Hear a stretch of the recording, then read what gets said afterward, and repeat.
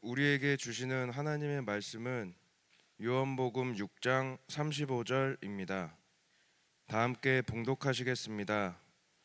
예수께서 이르시되 나는 생명의 떡이니 내게 오는 자는 결코 줄이지 아니할 터이요 나를 믿는 자는 영원히 목마르지 아니하리라. 아멘. 이것은 하나님의 말씀입니다. 좋으신 하나님 아버지, 은혜 감사합니다. 예배 자리에 있게 해주셔서 감사합니다. 세상으로 살지 않게 해주셔서 감사합니다. 복음을 알고 복음을 믿고 복음을 깨달아 복음의 삶을 살 수 있도록 붙들어 주시니 감사합니다. 이 시간에도 성령님께서 우리 속에 복음을 깨닫게 하시고 말씀을 조명해 주셔서 내 생각대로가 아니라 내 뜻대로가 아니라 주님의 뜻대로 살기 위해 몸부림치는 저희들 되게 도와주시옵소서. 진리의 말씀을 깨달아 영원한 생명의 떡 되신 예수님 마음에 모시고 믿음으로 사는 우리 모두 되게 해 주시옵소서. 감사하옵고 예수님 이름으로 기도하옵나이다. 아멘. 할렐루야, 할렐루야. 이번 주 토요일이 광복절이에요. 그래서 오늘은 이제 우리가 이렇게 광복주일로 지키게 되는데요. 사실 우리가 세계 역사 속에서 우리의 대한민국의 역사는 참 독특합니다.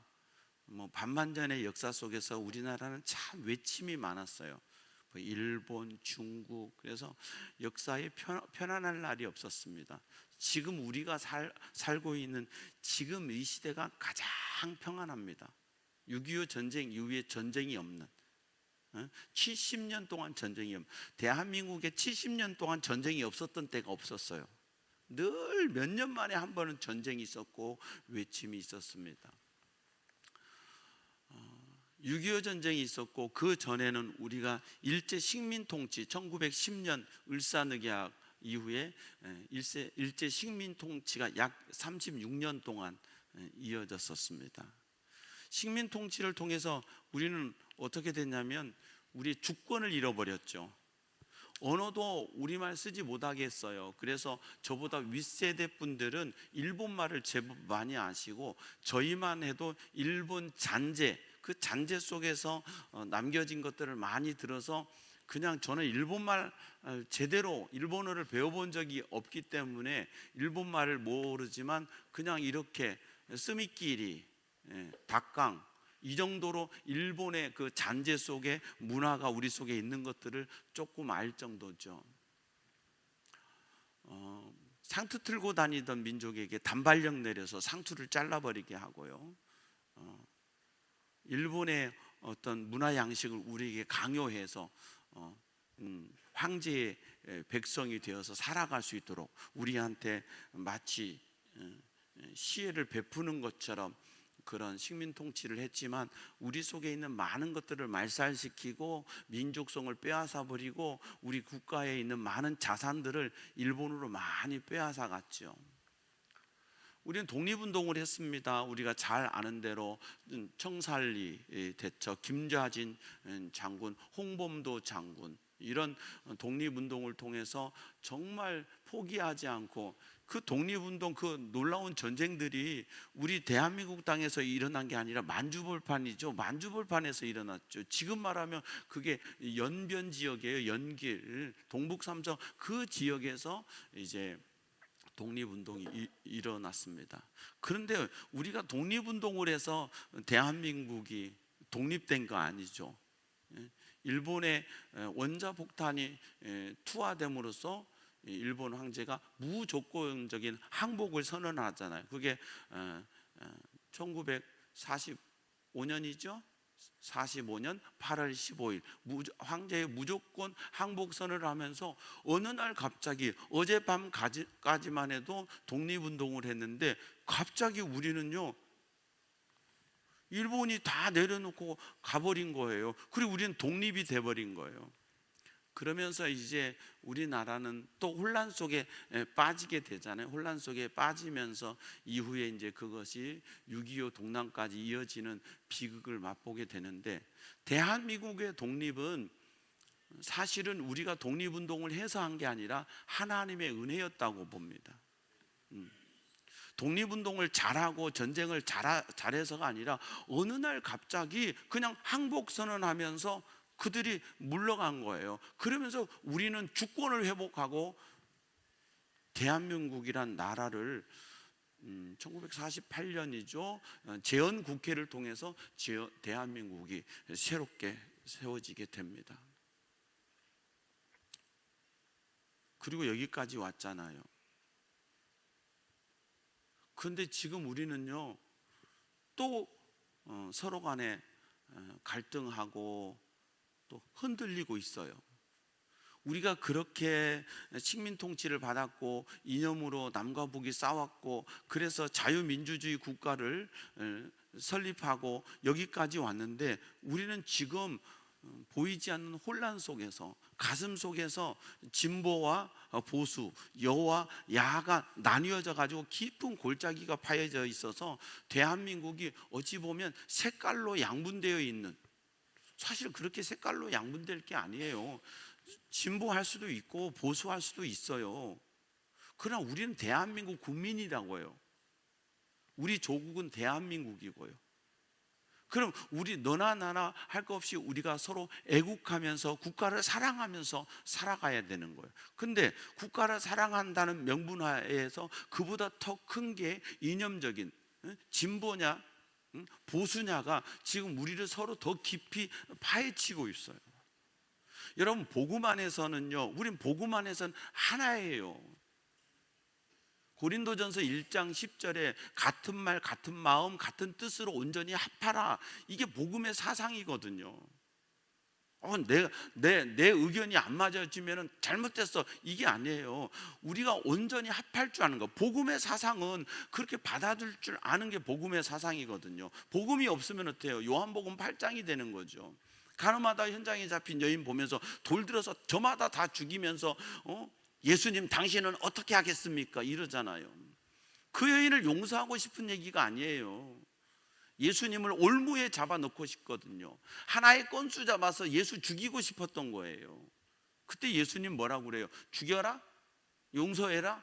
이 말씀 안 하세요. 너희 중에 죄 없는 자가 이 여인을 돌로 치라. 너를 보라는 거죠. 너를. 너 자신은 죄인 아니야? 너는 언제부터 의인이 돼서 돌을 들고 있어? 너 스스로 한번 생각해봐. 그럴 때 사람들은 돌을 내려놓고 다 떠나갔어요. 오늘 교회도 마찬가지예요. 우린 너무 의인이 돼 있어. 정치적인 의인, 종교적인 의인. 그래서 돌을 들어서 치려고 만들어요. 돌을 들어 치려고 하면 안 돼요. 교회는, 성도는 나를 봐야 돼요. 복음의 능력은 내게서 시작되는 거지 내 밖에서 시작되는 게 아니에요. 복음의 능력은 나를 변화시키는 거지 다른 사람을 변화시키는 게 아니에요. 내가 변화될 때 내 변화의 능력이, 영향력이 퍼져나가면서 또 다른 영향력을 일으킬 수 있는 거예요. 그 복음의 능력이 저와 여러분에게 있기를 축복합니다. 우리에게 광복을 허락하신 하나님의 은혜를 깊이 생각하고요, 정말 이 광복절을 빛을 회복했다는 뜻이잖아요. 빛광자, 다시 복자를 쓰는 거잖아요. 빛을 회복했다. 빛을 잃어버린 게 뭐예요? 주권을 잃어버린 거잖아요. 근데 주권을 찾음으로 우리가 빛을 찾았거든요. 근데 중요한 건 지금은 영적인 광복이 안 된 사람들이 너무 많아요. 영적으로 악한 마귀 권세 아래 있으면서, 마귀 권세 아래 있다는 건 뭐냐면 네 마음대로 살아, 네 뜻대로 살아, 네가 하고 싶은 대로 살아. 마태복음 4장에 사탄이 예수님이 와서 세 가지 시험할 때 말이에요. 너 배고프니까 돌이 변해서 떡되게 해. 네 육신의 정욕 채우면서 살아. 첫 번째 유혹이거든요. 우리에게 오는 첫 번째 유혹이 뭐예요? 육신의 정욕의 유혹이 오거든요. 네 좋은 대로 살아. 네 하고 싶은 대로 살아. 근데 복음은 내 안에 들어오면 내 하고 싶은 대로 살던 내가 변화돼서 어떻게 되는 거예요? 주님 뜻대로 살기로 했네. 주님 뜻대로 살기로 했네. 주님 뜻대로 살기로 했네. 뒤돌아서지 않겠네. 이게 복음이란 말이죠. 여러분, 예수님이 와서 세상을 바꾸지 않아요. 유대인들은 예수님 와서 로마 제국을 바꾸기를 원했어요. 유대 땅을 독립시키기를 원했어요. 그 정치적인 메시아를 원했어요. 예수님 오셔서 뭐라고 그래요? 가이사의 것은 가이사에게. 충격적인 말씀하세요. 가이사의 것은 가이사에게. 가이사를 인정하시는 듯한 말씀을 하세요. 가이사를 뒤집어서 가이사를 죽이든지 로마 제국을 멸망시키든지 하셔야 되는데, 가이사의 것은 가이사에게, 하나님의 것은 하나님에게. 얼마든지 주님은 로마 제국을 뒤집을 수 있는데 안 하시잖아요. 아니, 주님 지금까지 여기 계셔서, 이스라엘에 계셔서, 성전에 계셔서 왕노를 하실 수 있으셔요. 근데 주님 부활하시고 40일 동안 계시다가 승천하셨잖아요. 왜 그러셨을까요? 지금이 계시면 얼마나 좋을까요? 우리 성지순례 가서 이스라엘 성지 가가지고 예수님 만나고 오면 얼마나 좋을까요? 안 좋습니까? 좋겠잖아요. 근데 왜 주님은 승천해서 안 계실까? 주님이 계시면 얼마나 좋을 텐데. 주님은 세상 나라 세우기를 원하지 않으셨어요. 하나님의 나라를 세우기를 원하셨어요. 우리가 빌립보서 3장 20절, 우리의 시민권은 하늘에 있어요. 그래서 우리의 시민권은 하늘에 있기 때문에 빌립보서 2장 16절 생명의 말씀을 밝혀서 하나님의 나라의 시민의 삶을 살아야 되는 거예요. 아멘. 우리의 시티즌십, 즉 우리의 시민권은 대한민국이에요. 여러분, 우리가 여권 가지고, 대한민국 여권이 힘이 있습니다. 대한민국 여권이 힘이 있어요. 이 대한민국 여권만 가면 세계 거의 나라를 그냥 갑니다. 거의 그냥 가요. 그리고 이젠 쉬워졌어요. 이스타 비자 같은 거, 전자 비자 받아가지고요, 그런 거 받으면 미국도 캐나다도 그냥 거기다가 인터넷에 신청해가지고 한 $10 결제하면요, 그 이스타 비자 받아가면 대한민국 여권 가지고 가는 거예요. 이젠 중국도 비자 안 받고 가요. 보름 동안은요. 이건 뭐예요? 국가적인 힘이에요. 대한민국이 그렇게 힘이 센 나라가 된 거예요. 그러니까 대한민국의 시민권을 갖는다는 거 귀한 거죠. 그러나 저와 여러분 알아야 돼요. 우리는 천국의 시민권을 가진 자예요. 할렐루야. 대한민국 시민권은 길어야 100년 유효요. 100년이면 끝나요. 100년 넘게 사신 분들은 100년 좀 더 가고요. 내가 죽으면 재적 신고를 하더라고요. 말소 신고를 해요. 재적 신고를 해요. 아버지 돌아가시고 나서 동사무소 가서 한 게 재적 신고가, 참 마음이 아프더라고요. 이 땅에 아버지 없습니다 하고 그냥 재적 신고하는 거예요. 말하면 퇴학 신고 같은 거죠. 재적 신고가 되면서부터 대한민국 국민이 아니야. 그분은 이 땅에 없어. 주민등록증도 없어. 아무런 국가적인 혜택도 못 받아. 돌아가셨으니까. 근데 이 땅에서는 재적 신고가 되지만 천국에서는 입학 신고가 되는 거예요. 진정한 출생 신고가 천국에서는 이루어지는 줄로 믿습니다. 그 예수님께서 요한복음 6장에서 이 들녘에서 오병이어를 하시잖아요. 보리떡 5개, 물고기 2마리로 5,000명을 먹이신다고요. 사람들은 와, 대박, 이제 예수만 믿으면 다 끝났다. 여러분, 우리 예수 믿을 때 그런 기대 있잖아요. 예수 믿으면 잘 될 거라는 기대, 예수 믿으면 건강할 거라는 기대. 그래서 막 예수님 복 주세요, 예수님 건강 주세요, 예수님 막 진급하게 해주세요, 막 기도한단 말이죠. 근데 다 그렇게 돼요? 예수 믿으면 병 안 들고 안 죽어요? 약간 그렇게 믿는 경향이 있으신가? 대답을 안 하세요? 예수 믿으면 병 안 들어요? 예수 믿으면 안 늙어요? 제가 60대일 줄 몰랐어요. 되더라고요. 시간이 지나니까 먹는 거지 내가 되고 싶어 되는 게 아니에요. 약해지는 거예요. 옛날에는 밥 2공기 거뜬하게 먹었거든요. 지금 밥 1공기도 못 먹어요. 저 보통 밥 한 2숟가락 정도 먹어요. 밥. 그렇다고 해서 저는 안 먹고 거룩하게 이슬만 먹고 사냐? 그렇지 않아요. 다른 거 먹지요. 근데 밥 그렇게 안 먹어요. 아니, 못 먹어요. 먹으라 해도 속에서 받지를 않아요. 감당을 못해요. 옛날에는요 2공기씩 먹고도요 더 먹고 싶었어요. 소화가 됐어요 막. 지금은 안 돼요. 저보다 선배님들, 저보다 더 소화 능력 떨어지셨을걸요? 아직도 소화 능력 있으시다면 축복합니다. 갈수록 소화 능력이 떨어져요. 건강의 기능이 떨어져요. 왜요? 겉사람은 날로 날로 후패해지는 거예요. 왜 그럴까요? 너희가 결단코 어린아이 같지 않으면 천국에 들어갈 수 없다고 하나님이 우리의 심령을 어린아이처럼 만드시는 거예요. 예수님은 이 오병이어의 사건을 통해서 진정한 자신을 선포하고 싶으셨던 거예요. 그런데 사람들은 오병이어의 사건을 통해서 예수님을 왕으로 삼으려고 해요. 우리가 예수님을 믿는 것은 예수님을 믿어 하나님의 백성이 되는 거예요. 하나님의 백성이 돼서 천국의 시민으로 살아가는 거예요. 그때부터 내 마음이 이 땅에 있지 않고 우리의 마음과 영혼이 천국에 고정되어 있는 거예요. 그래서 천국을 목적하고 천국을 바라보고 사는 삶이 되는 거예요. 여러분, 우리가 살아갈 때 궁핍함이 옵니다. 먹을 게 없었어요. 인생에 문제가 와요. 인생에 공허가 오고 인생에 갈급함이 온다고요. 사랑이 그리워져요. 그래서 육체적인 사랑을 해요. 근데 그 육체적인 사랑에 만족이 있습니까? 여러분, 같이 살아봐요. 힘든 게 더 많아요. 행복합니까? 아멘 안 합니다. 같이 살아봐. 연애할 때는 같이 살면 좋을 것 같지. 자기 없으면 나 못 살아. 살아봐. 너 때문에 죽겠어. 이 소리가 나와요. 같이 산다는 건 희생하지 않고 헌신하지 않으면 힘든 거예요. 뭐 사랑만 가지고 사나요? 늘 부부가 사랑 그러고 사나요? 인생에 갈등의 문제도 있고요. 인생에 어려움도 있는 거예요. 같이 살기 때문에 힘든 것도 있는 거예요.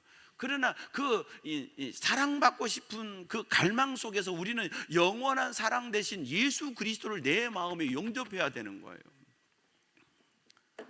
예수님은 이 보리떡 5개 육신의 문제, 육신의 떡을 가지고 영원한 문제, 영생의 삶을 얘기하고 계시는 거예요. 여러분, 저는 주일 아침 밥 안 먹거든요. 근데 여러분 식사하셨잖아요. 조금 이따 우리 밥 먹어요. 안 먹어요? 먹어요. 우리 교회 식당 밥이 맛있어요. 분위기가 안 좋아요. 맛있어요. 점심 또 먹죠. 그럼 점심 먹으면 오늘 저녁 먹지 말아요? 오늘 저녁은 5시에 먹을 거예요. 먹었는데 또 배고파요. 그래서 우리는 또 먹고 싶은 식욕으로 이 갈급함이 있어서 또 채워지는 거예요. 그러나 하나님이 우리 속에서 그렇게 밥을 먹고 배고프고 다시 채움 속에서 영원한 생명의 양식을 소망할 수 있도록 우리를 만드신 거예요. 아멘. 영원한 생명의 양식을 소망할 수 있도록 만드셔서 우리는 육신의 것만 추구하는 게 아니라 신명기 8장 3절에 있는 말씀처럼 사람이 떡으로만 살 것이 아니요 하나님의 입으로 나오는 모든 말씀으로 살 것이니라. 그래서 하나님의 말씀대로 사는 영적인 갈급함, 갈망이 하나님의 은혜로 채워짐이 우리 속에 있어야 되는 거예요. 그래서 우리는 인생의 문제 속에서 부족함 속에서 만족해 하시는 예수님을 바라봐야 돼요. 창세기 1장 2절 땅이 혼돈하고 공허하고 흑암은 깊음 위에 있을 때에 하나님의 영은 수면에 운행하셨잖아요. 여러분, 하나님이 없을 때 세상은요 혼돈, 공허, 흑암이 깊음이 있어요. 이게 예레미야에 다시 반복되거든요. 그 이사야 65장 이게 다시 회복되고요. 여러분, 하나님 없으면 인생은 공허해요. 아무리 좋은 남자 만나보세요. 아무리 좋은 여자 만나보세요. 아무리 돈이 많아보세요. 그게 행복한 줄 아세요, 여러분? 진짜 돈 있는 사람은 돈이 행복이라고 안 해요. 우리의 참 만족은 오직 예수예요. 예수님이 내 영혼에 만족을 줄 때 그 예수님의 만족감이 있을 때 우리 가정 속에 그 기름 부으심이 넘쳐나는 거예요. 아내를 사랑하게 되고요, 남편을 존경하게 되고요, 믿음 안에서 행복하게 되는 거예요. 근데 예수가 없는 가정이 될 때 그 가정은 행복한 것 같지만 여전히 공허해. 그대도 공허하고 나도 공허하니까. 내 심령에 만족이 있고 예수 그리스도로 채워질 때 우리의 가정 속에 참 행복이 있는 거예요. 사랑이 있고요. 생명의 떡이 되신 예수님을 만났을 때 육신의 양식을 먹으면서 감사할 수 있고 영원한 양식이 내게 소망이 되고 내게 능력이 된다는 걸 깨닫게 되는 거예요. 우리는 우리 인생의 연약함 속에서 강함 되시는 주님을 바라보는 삶을 살아가는 거예요. 그게 신앙이에요, 신앙. 왜 하나님은 살아갈수록 우리를 강건하게 하시지 않고 왜 하나님은 우리를 살아갈수록 연약하게 하셨나? 예수를 의지하라고. 약할 때 강함 되시네 나의 보배가 되신 주 나의 모든 것. 주님을 의지하고 살라고. 이 주님을 의지함이 없으면요, 흰머리, 저 지금 염색이 벗겨지니까 흰머리 또 올라와요. 염색을 안 하면 머리가 지저분해져요. 몸의 신체적인 기능들이 약해져요. 저만 그래요? 여러분 모두 경험하고 있어요. 왜 우리를 이렇게 약하게 프로그래밍 해놓으셨을까? 하나님이 건강하게 살다가 배터리 뚝 떨어져서 꼴까닥 하고 가는 것처럼 건강하게 살다 주님 앞에 가면 좋은데 왜 나이가 들면 약해지고 어린아이 같아지고 쉽게 삐지잖아요.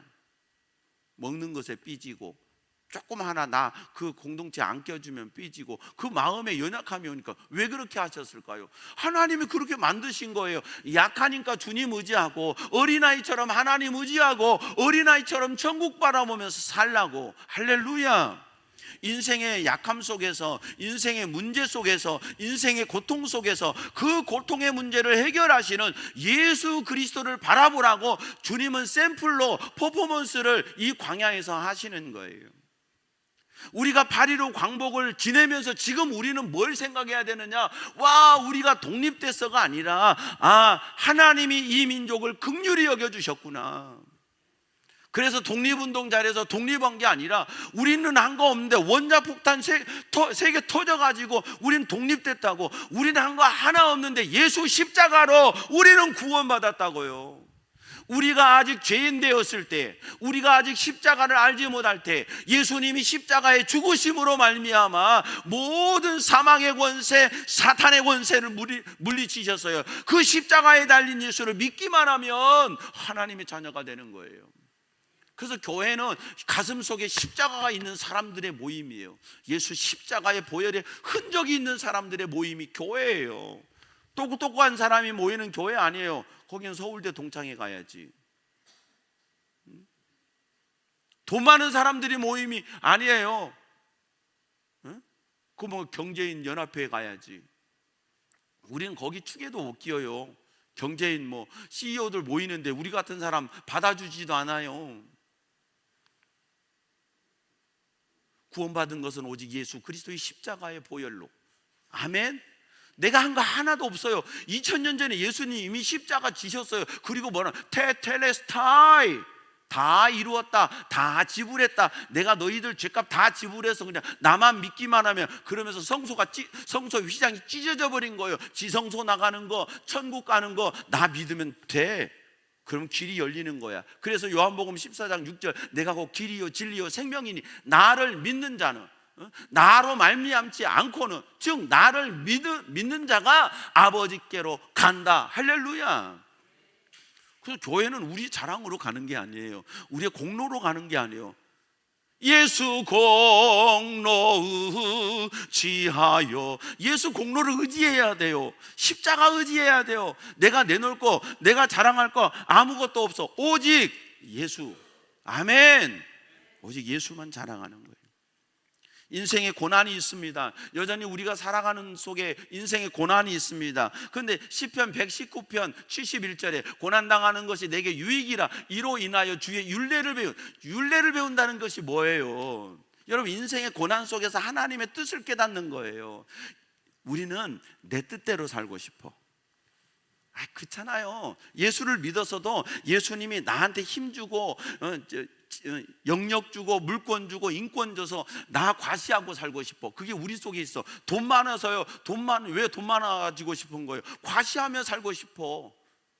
복음은 과시하며 사는 게 아니에요. 복음은 섬기며 사는 거예요. 그대가 좋은 차를 타면 그대가 누리는 게 아니라 그 차를 가지고 복음을 위해서 살아. 그러면 그게 섬기며 삶이야.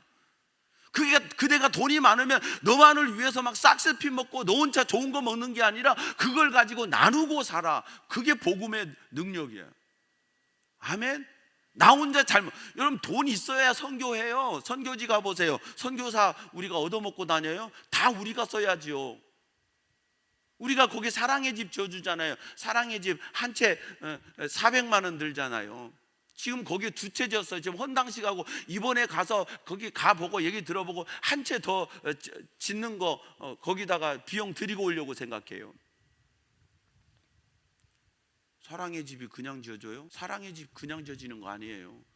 여러분, 하나님 제게 물건을 주세요. 나 잘 먹고 잘 살고 친구들 앞에 과시하기 위해서 다이아 반지 끼고 막 아니, 복음 위에 살고 싶으니까, 하나님 앞에 쓰임 받고 싶으니까 하나님 내게 물건 주세요 할 때 그 물건을 마음껏 쓸 수 있는, 요셉이가 그래. 김동호 목사님이 인천제일교회에서 처음 교육전도사를 시작했대요. 지금 은퇴하셨거든요. 그 김동호 목사님 역대 인천제일교회를 거쳐가신 목사님들을 초청해가지고 여름 순회를 하는데, 이번 어제 그제 강사로 오셨는데 김동호 목사님이 그러대요.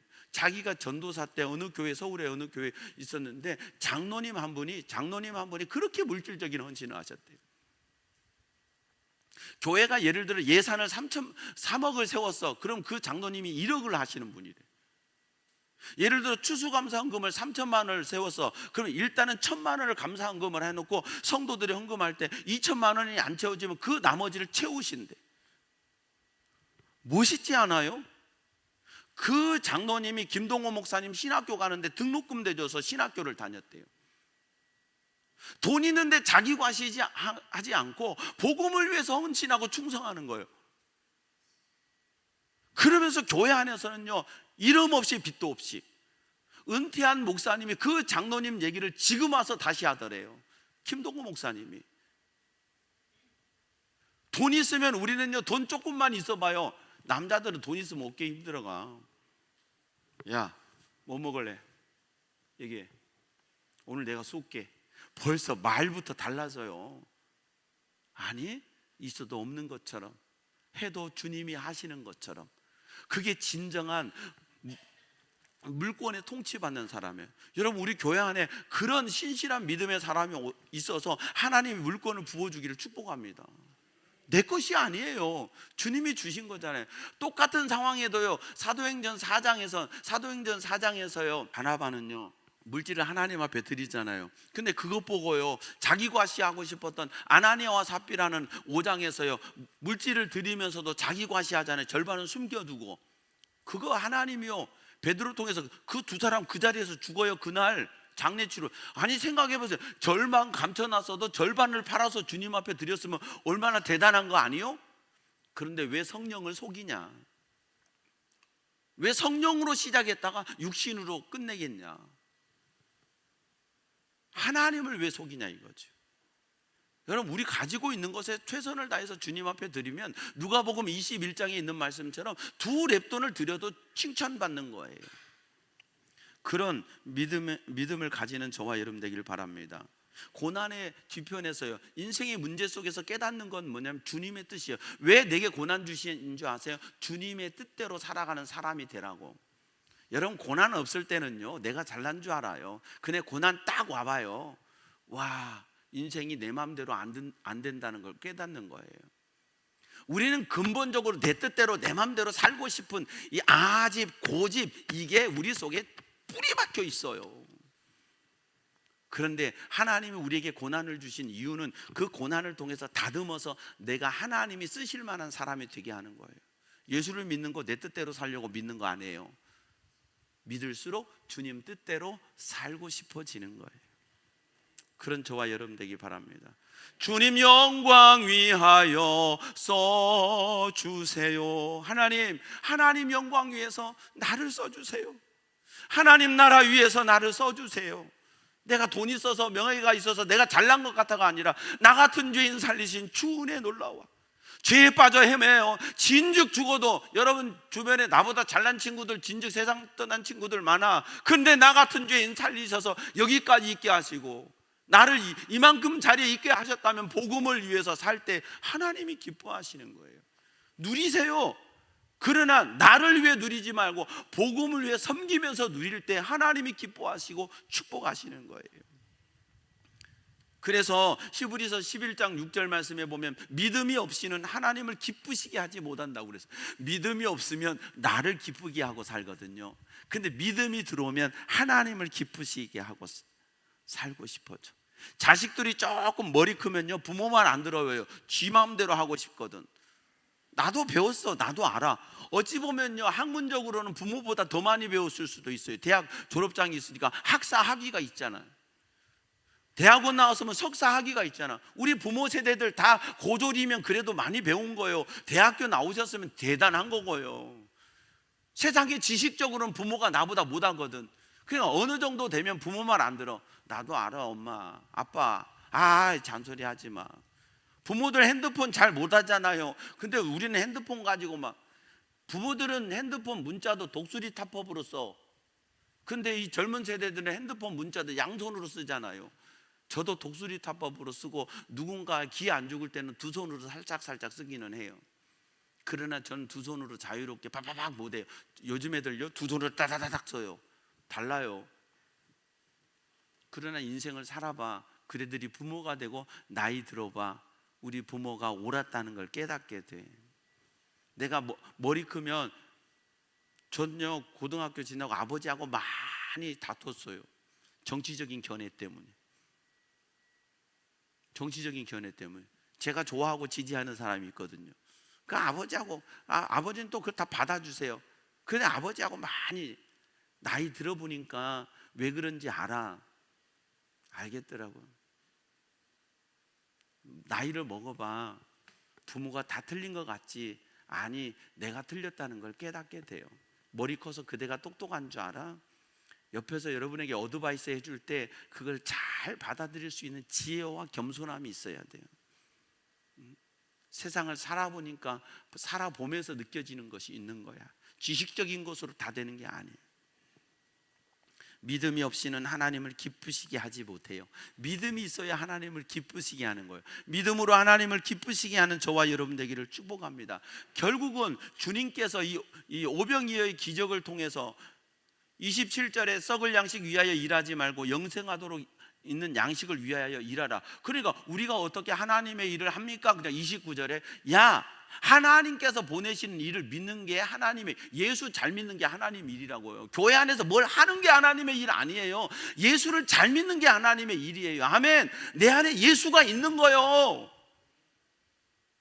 우리 찬양대 더우니까 여름에 가운 안 입고 티셔츠에 검은 바지에 청바지도 둘은 있었지만 입으면 안 될 걸 그렇게 하라고. 아니, 가운 좀 안 입으면 어때요? 더운데? 오늘 저렇게 깔끔하게 입으니까 얼마나 예뻐요. 대답을 안 한다. 예쁘지 않습니까? 예쁘잖아요. 더 중요한 건 가운보다 그대 가슴 속에 예수 십자가 보혈의 은혜가 흘러 넘쳐야 되는 거예요. 그 감격으로 찬양하는, 영혼의 촉촉함이 있는 심령이 찬양할 때 기뻐하는 거지. 그냥 노래 잘하는, 테크니컬하는, 기술적으로만 잘하는 사람들이 부르는 찬양 할 필요 없어. 하나님이 그 찬양 받나요? 돈 주고 사오면 얼마든지 잘 부르는 사람 여기서요 30만 원씩 주면 와서 노래 부르고 가요.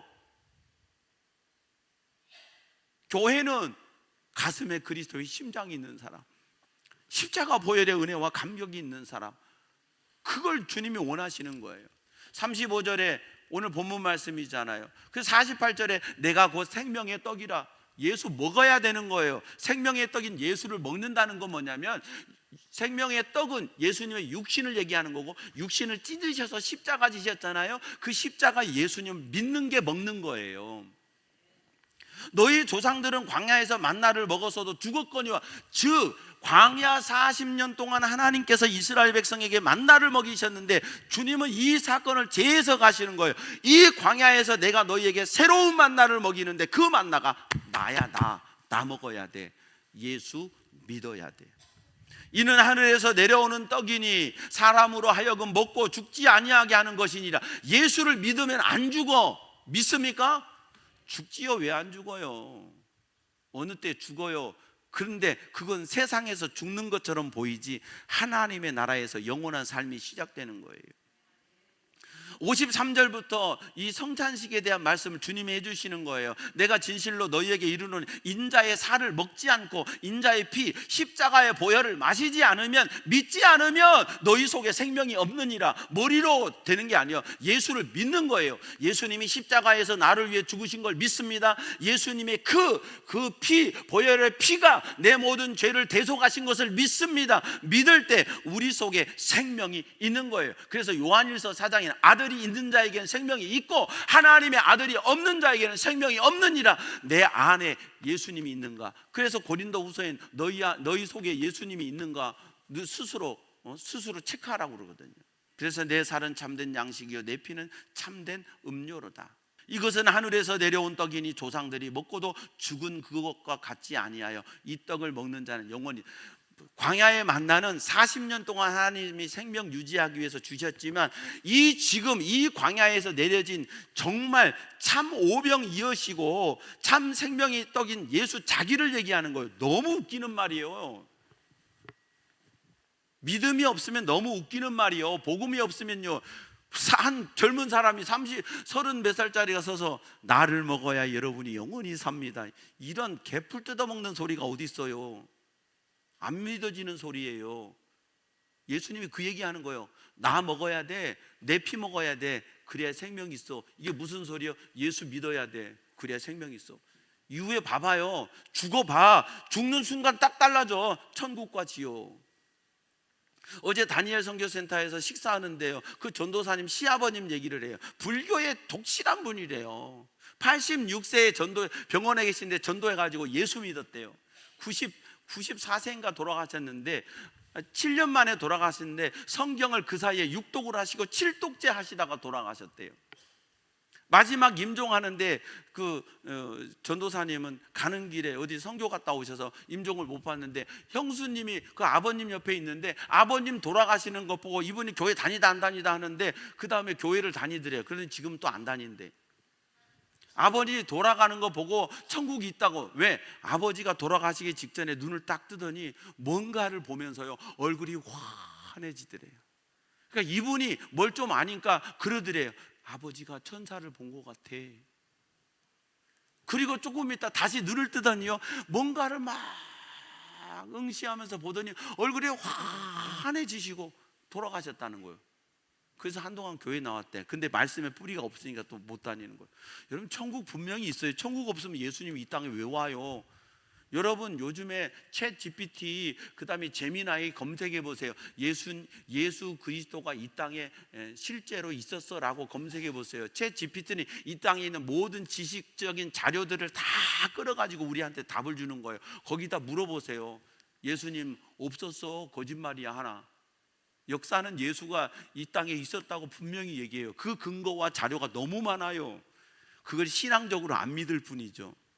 예수님이 역사적으로 유대 땅 베들레헴에 태어났고 이 땅에 있었다는 것은요 고고학적 문헌과 근거와 자료가 너무 많아. 그것을 안 믿는다면 어쩔 수 없지요. 여러분, 부모님 족보에 몇 저 위에 할아버지 보고 족보에 몇 대 어르신 이름 적어졌는데 안 믿는다는 거나 똑같잖아요. 예수님이 이 땅에 분명히 계셨어요. 근데 세상은 그를 인간 예수로 보는 거지. 근데 우리는 십자가에 달린 예수는 우리의 구원자, 영원한 소망 천국으로 우리를 이끄실 하나님이라고 믿는 거예요. 아멘. 그래서 주님은요 63절에 살리는 것은 영이니 육은 무익하니라. 내가 너희에게 이른 말이 영이요 생명이니라. 영원한 생명을 얘기하시는 거예요. 우리는 이 땅에서 영원히 살기 위해서 예수 믿는 게 아니에요. 지상 낙원을 바라는 게 아니에요. 돌아갈 내 고향 천국은 이 땅에 있는 게 아니에요. 하나님이 예비하신 그 어느 곳, 예비하신 하나님의 도성. 요한계시록 21장 22장에 보면 천국에 대해서, 20장에 보면 지옥에 대해서 분명히 20장 21장 22장에 쫙 설명하고 계세요. 성경 다 못 읽으셔도요 요한계시록 20장 21장 22장만 읽어보세요. 천국 지옥 분명히 말씀하고 계세요. 사랑하는 성도 여러분, 우리가 이 땅을 살아가는 거, 예수 믿고 살아가는 거 나의 선택이 아니라 하나님의 선택이셨습니다. 그렇다면 이후로 저와 여러분의 삶이 생명의 떡이신 예수님을 내 안에 모시고 내 뜻 위에 살지 않고 주님의 뜻을 이루며 복음으로 살며 천국 가는 그날까지 내 기분과 감정에 요동치 않고 환경 바라보며 살지 않고 오직 천국 바라보고 오직 예수 바라보고 믿음으로 살아. 최후 승리 얻는 그날이 언제예요? 우리가 주님 품에 안기는 날이 최후 승리를 얻는 그날이에요.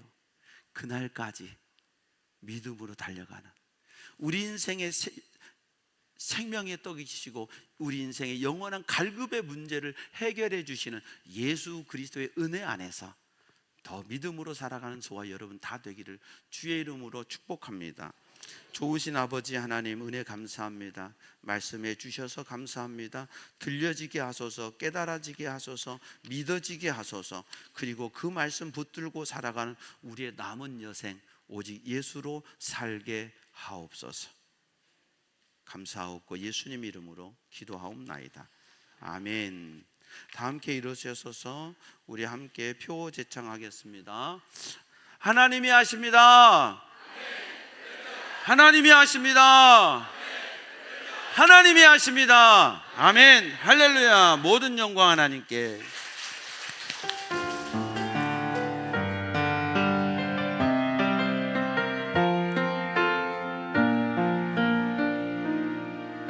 날이 저물어 갈 때, 빈들에서 걸을 때, 그때가 하나님의 때. 내 힘으로 더워요. 눈으로 덮은 땅 덥다. 내가 에어컨 여호와 이래. 바람을 세게 해줘요. 이곳에 주님 함께 계시네. 누리네 아버지 은혜. 적은 떡과 물고기 내 모든 걸 누릴 때 내가 고백해 여호와 이래. 주가 일하시네.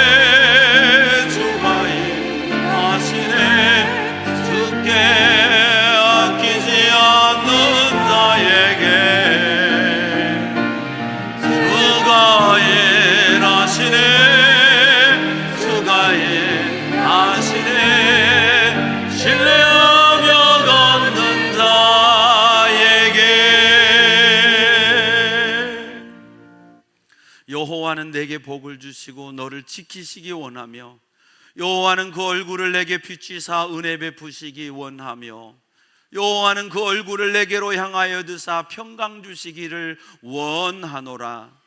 지금은 우리 주님 예수 그리스도의 은혜와 하나님 아버지의 무한하시고 만극하시는 사랑과 성령님의 내주 교통 충만케 하시는 은혜가, 생명의 떡이 되신 예수, 영원한 갈급의 문제를 해결해 주시는 예수님 마음에 모시고 땅이 아니라 천국을 바라보며 내 뜻이 아니라 주님 뜻대로 살려고 몸부림치며 살아가기를 다짐하고 결단하고 소원하는 주의 백성들 머리머리 위에와 저들의 심령과 저들의 가정과 삶의 터전 위에 주께서 보혈을려 핏값으로 세우신 우리 부평제일교회와 이 땅의 모든 건강한 교회들 위에, 우리 조국 대한민국 위에, 오늘 또 복음 들고 세계 열방에 달려가시는 선교사님들 위에 이제로부터 영원토록 함께 하옵시기를 간절히 축원하옵나이다. 아멘.